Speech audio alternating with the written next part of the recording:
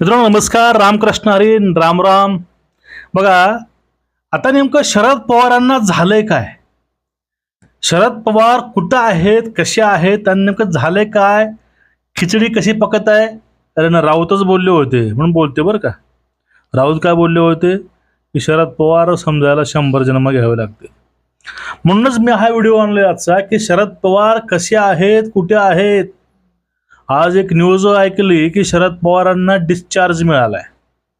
आणि यापूर्वी काल एक बातमी ऐकली ती मित्रांनो, आपल्याला त्यावरतीच आज चर्चा करायची आहे व्हिडिओतनं. त्यामुळे सर्वांना एक विनंती आहे, चॅनलला सबस्क्राईब करून ठेवा, बेल आयकॉन दाबा आणि व्हिडिओ शेअर करत चला, लाईक करा. बघा, झालं असं, बारामतीची जी पोटनिवडणूक होती ही पोटनिवडणूक काल पार पडली.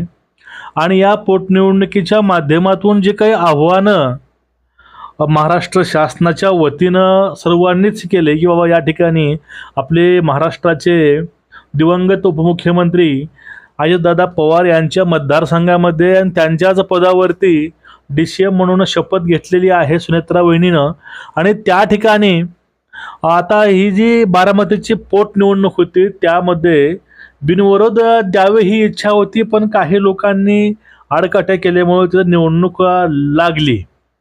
आणि त्या निवडणुकीच्या माध्यमातून काल एक वाक्य किंवा एक बयान आलं होतं समोर. ते म्हणजे वहिनीचं बयान असं होतं की ह्या प्रसंगी आशीर्वाद द्यायला काका नव्हते.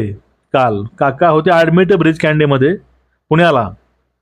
आता यावरती आता कुणाच्या आजारपणावरती आपल्याला काही भाष्य करायचं नाही किंवा बोलायचं नाही, पण बारामतीचा एवढा मोठा असा विकास झालाय, पण काकाला उपचारासाठी पुण्याला जावं लागतंय. यातून काकाचा विकास समजतो. असो, पण या ठिकाणी आता काकाचं 85 वर्ष वय झालेलं आहे. काका हे आता म्हणजे वयस्कर झालेले आहेत, त्यांना आता खुर्चीचा आधार घ्यावा लागतोय.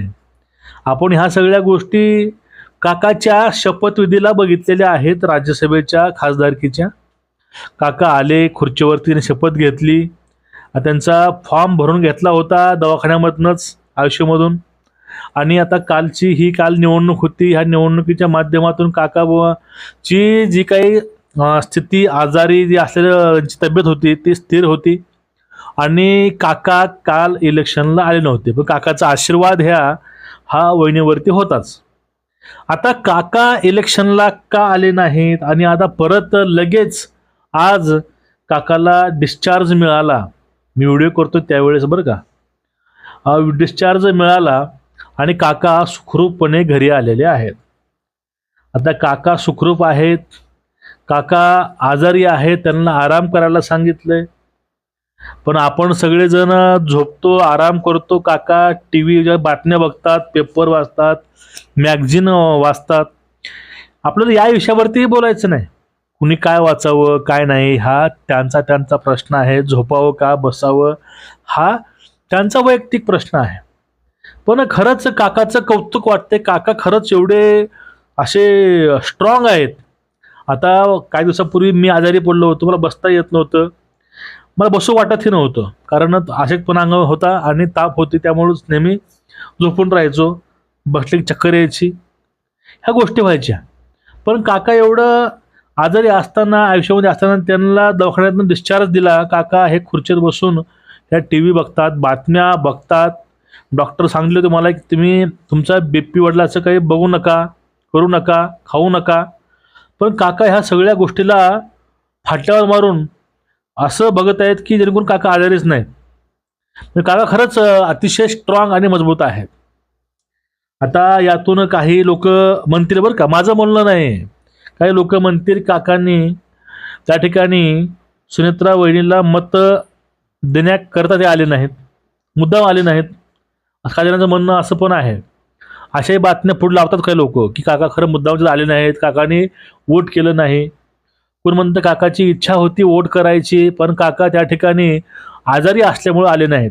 पण त्यांचा आजचा व्हिडिओ समोर येतोय, त्यामध्ये काका बसून मॅगझिन वाचतात, साईडला त्यांच्या पत्नी आहेत, ते आहेत, आणि ते पुढे TV पाहतात. TVवरती पवार नातवंड आहेत. ह्या सगळ्या गोष्टी काका बसून AC मध्ये अतिशय कुतूहलानं पाहत आहेत. आता हे सगळं बघितलं की एक प्रश्न पडतो, काकाला झालं होतं काय नेमकं? काकाला नेमका कुठला आजार आहे तो अजून आजार तुम्हाला कळलं नाही. त्यांना आजार नसेलच, कारण का एवढे स्ट्रॉंग व्यक्तिमत्व, एवढे कणखर व्यक्तिमत्व ते बघून, तो व्हिडिओ बघून मला वाटलं नाही. असो काही असो, पण सर्वसामान्य लोकांना एक प्रश्न पडतो, काका कुठे गेलेत, काका कुठे आहेत, काका दिसत नाहीत, काकांचे कुठले बाईट्स नाहीत, काका कुठे करामती करत नाहीत, काकाने परत आता मार्केटमध्ये यावं, करामती कराव्या, अजून काय होते का बघावं. कारण राऊतांनी काल परवा दिवशी बोलले होते की देवेंद्रजींना की देवभाऊनं ज्यावेळेस ओपन चॅलेंज दिलं होतं त्यावेळेस अनेक महिला खुडखुडल्या, त्यामध्ये सुषमाताई असतील, आमच्या सोलापूरच्या प्रणितीताई असतील, सुप्रियाताई असतील, ह्या सगळ्या खुडखुडल्या आणि हे चॅलेंज स्वीकारायला तयार होत्या. पण चित्रा वाघताई बोलल्या की हे यांच्या लेवलचे नाहीत. मग आता काय, ते लेवलचे पवार साहेब आहेत.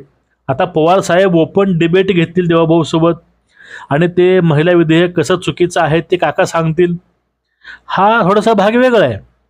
पण आता त्यानंतर अजून काही गोष्टी समोर आल्या, त्या म्हणजे अमरावतीचं प्रकरण असेल, शिर्डीचं प्रकरण असेल, नाशिक प्रकरण असेल, नाशिकमधला तो लव जिहाद, शिर्डीचं पण मॅटर सेमच, परतवाड्याचं मॅटर सेमच, खरातचं मॅटर सेमच, अशा सगळ्या गोष्टी आहेत. यावरती काकांनी आत्ता तरी बोलायला पाहिजे, कारण यावरती काकाच्या स्टेटमेंटची खरंच गरज आहे. पण काय गोष्टी बघितल्या गेल्या, जर नाशिकचं प्रकरण होतं, नाशिक प्रकरणामध्ये जास्तीत जास्त लोक काकांचे अडकले होते.